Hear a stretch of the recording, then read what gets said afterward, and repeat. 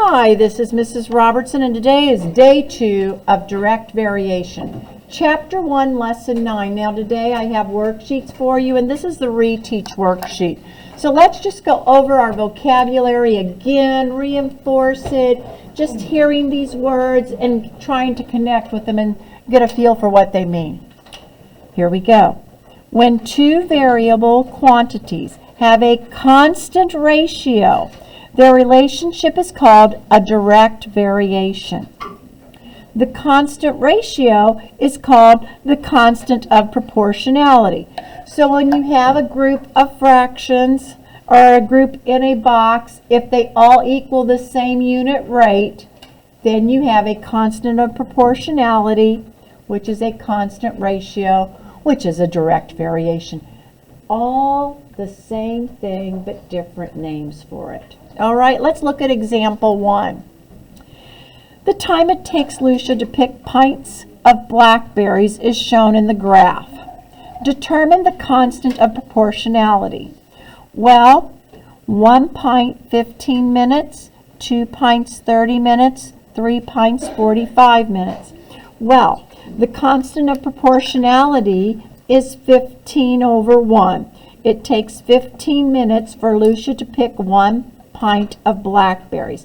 So when it says determine the constant of proportionality, that is it. And then it'll say explain what it means or define the meaning. The meaning is you can pick, or you could say he can pick 1 pint of blackberries in 15 minutes, but that's what that means, or 15 minutes to pick 1 pint of blackberries. Let's go on now to example 2. In example 2, we have a chart. It says there are 12 trading cards in one package. Make a table and graph to show the number of cards for 1, 2, 3, and 4 packages. Is there a constant rate? Is it a direct variation? Okay, so one package has 12 cards, 2, 24, 3, 36, 4, 48. Yes. All of these simplify to 1/12, and then you graph them. Let's make a straight line. Now let's see what it says. Because there is a constant increase of 12 cards, there is a constant rate of change. The equation relating the variables is, let's write this down up here. Y equals 12x, where y is the number of cards over here, this is your y, and x is the number of packages. Let's put an x over here. This is a direct variation. The constant of proportionality is 12. All right, now let's write the generic equation for this. Y equals kx. K represents the constant of proportionality. That's what K is. So when your equation is in this form, y equals kx, K is your constant of proportionality. Do you remember that equation yesterday? Yes. Make sure you circle this because you need to know that for today's lesson. Now let's do our exercises 1 and 2 together. In number 1, this is about soap. Wilhelma bought 6 bars of soap for $12. The next day, Sophia bought 10 bars of the same kind of soap for $20. What is the cost of 1 bar of soap? Well, 12 over 6 equals 2 over 1. And 20 over 10 equals 2 over 1. So the cost for 1 bar of soap in both cases is $2. Any questions on that one? Okay, number 2. Franklin is cooking a 3-pound turkey breast for 6 people. If the number of pounds of turkey varies directly with the number of people, Make a table to show the number of pounds of turkey for 2, 4, and 8 people. All right, so let's make a table down here, kids. In the table, people and turkey. And it's turkey pounds. LB is the abbreviation for pounds, okay? LB, it's not 1, it's an L. Okay, 2, 4, and 8 people. 2 people, 4 people, and 8 people. All right, so we know a 3-pound turkey breast for 6. So if you have 6 people, it's 3. That will simplify to 2 pounds for 1 person. Okay, so if you have 2 people, how much should it be? 1. Excuse me, that's 6 people over 3. I had that backwards. So it's 6 people over turkey. So 6 over 3 equals 2 over 1. So 4 will be how many pounds of turkey? 2. And 8 will be 4.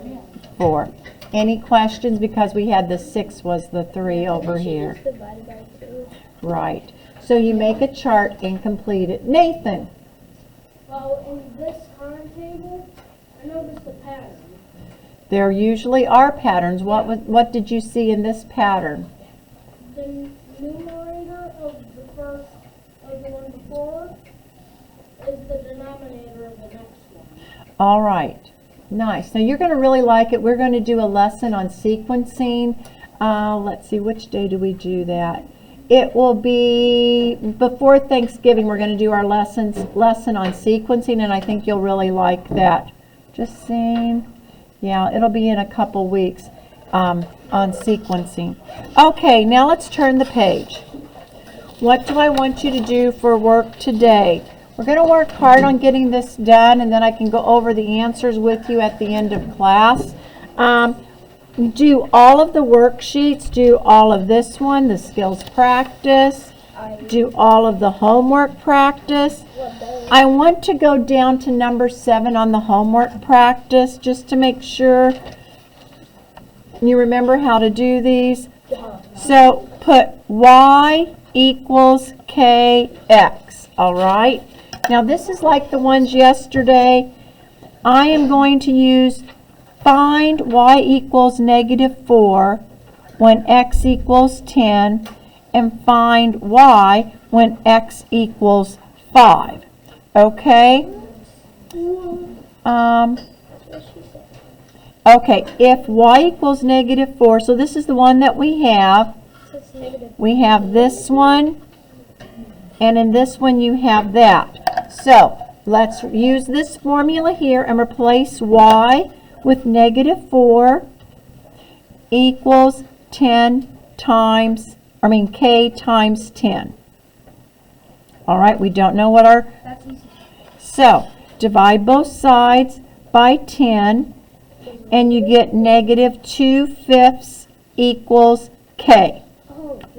Now, find y when x is 5. So y equals -2/5 times 5, and y will equal, you cancel out the 5s, it equals -2.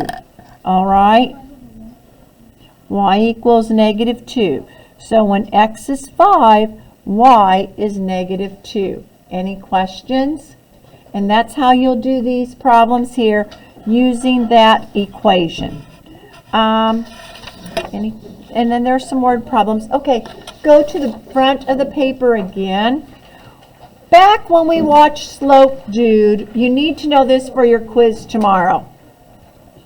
When your line tilts that way, it's positive. When it goes down like this, it's negative. This is a question on your quiz tomorrow. 0 slope. And this is undefined slope. The worst question. That's right. These are all, So you have to do all 4 of them. So a positive slope, negative slope, 0 slope, and undefined slope. That's the last question, I think, on your quiz tomorrow. So make sure you know that. And I'm going to let you go. We'll go over these answers in a little while. Okay. Woo, let's go. We are back. Let's go over the answers to today's homework. It says determine whether each linear function is a direct variation. If so, state the constant of proportionality. This one is yes, because y over x, all of them equal 4 over 1. If you put y over x, they all will equal 4 over 1, which means that's your proportionality. Your constant of proportionality is 4. 4 over 1 is the same thing as 4. In this one, if you put y over x, do they all equal the same thing? If you have 0.5 over 5, 0.8 over 8, they all will equal 1 over 10. So the answer is each one of these will simplify to 1 over 10, and it is yes, 1 over 10. Any questions? That's your constant of proportionality. Okay? Now, on the next one, we have here, we want y over x, because remember, your slope is rise over run for slope. And if you have 5 over 15, that simplifies to 1 over 3. Do all of these simplify to 1 over 3? Yes, yes, yes. Since they all do, the answer is yes, and your constant of proportionality again is 1 over 3. All of these were yes. Any questions? In number 4, it says the number of place settings of dishes varies directly with the number of boxes. It's a direct variation. How many place settings are in each box? 1 box is 4. So there are how many place settings? 4. You look at this one here, 1 box, 4 place settings. Let's go on to the next one. In number 8, or number 5, excuse me, what is the constant of proportionality? Okay, in this one, it's a direct variation. 1 is 10. The constant of proportionality is 10. Okay, 10 over 1 would be 10. Number 6, our cat food problem. Loretta paid $6.70 for 5 cans of cat food and $10.72 for 8 cans of cat food. How much did 1 can of cat food cost? Well, $6.70 divided by 5 equals $1.34. And if you have $10.72 divided by 8, you also get $1.34. So it's the same on both of them. They both have $1.34 per can. You need 2 yards of fabric to cover 3 pillows and 6 yards to cover 9 pillows. How much fabric do you need to cover 15? Well, in this one, 2 for 3, 6 for 9. Now, you can do this one because you say, oh, 3 is a factor of 15. 3 times 5 is 15, so 2 times 5 gives you the answer of 10. How much fabric do you need? 10 yards. In number 8, the number of pages read varies directly as the number of minutes. You can read 20 pages in 45 minutes. How many pages can you read in 18 minutes? All right, so I have pages over minutes. All right, 20 pages 45 minutes. How many pages? In 18 minutes. Okay, there are a couple ways of doing this one. You can just do cross products. 45 times x equals 20 times 18. Now kids, I'm just going to simplify before I'm going to divide both sides by 45. I'm skipping a step. Now you end up with x equals. All right, I know that 5 divides 45 9 times and 5 divides 24. 9 divides 9 once, 9 divides 18 twice, so I end up with x equals 8 over 1, or 8. Okay, you could also have simplified this and done it, and then you can use your calculator and multiply 20 times 18 and divide it by 45. Those are several little ways of doing one problem. Now let's go to the next one, your homework practice page. We're down to 5 minutes, so might not have time to go over every problem in detail, but I want to make sure you know the answers to each problem. All right, the homework practice. Here are the answers to the homework practice. The answer to problem number 1 is 8.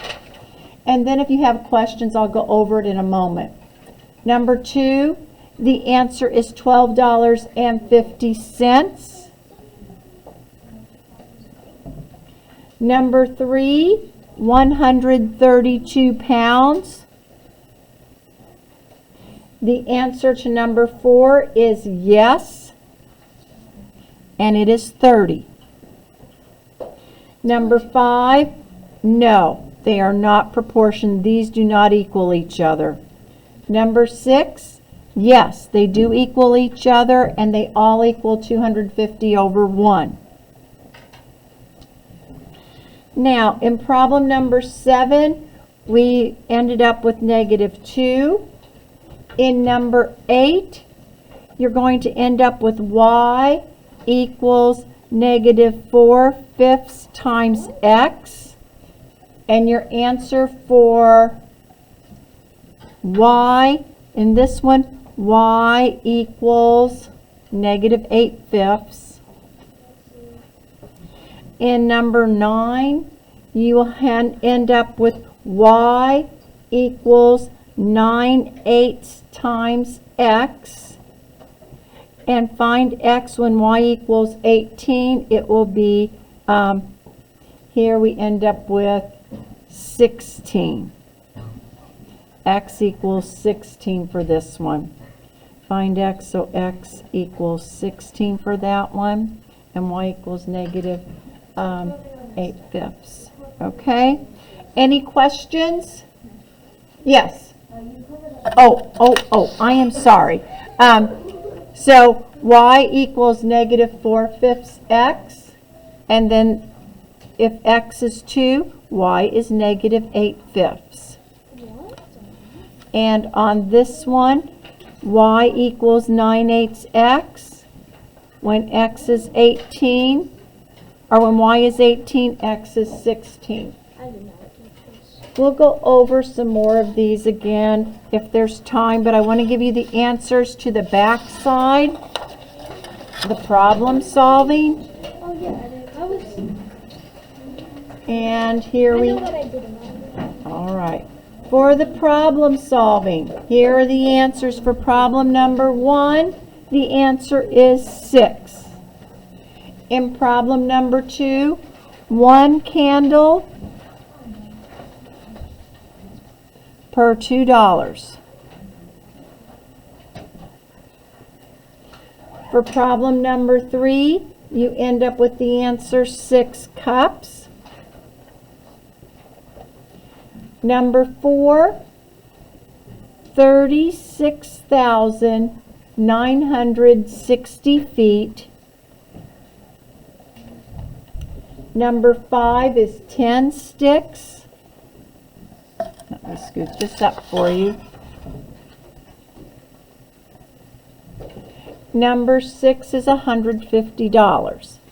Now, one more thing I want you to know before the quiz tomorrow. the definition of slope, and you have to fill this in. It looks like this on the quiz. Slope is rise over run. You need to have that memorized. You have to fill this in for slope. It's rise over run. Okay? It's time to go. When I come back on Monday, we can go over some of these that you have questions about. Have a good day.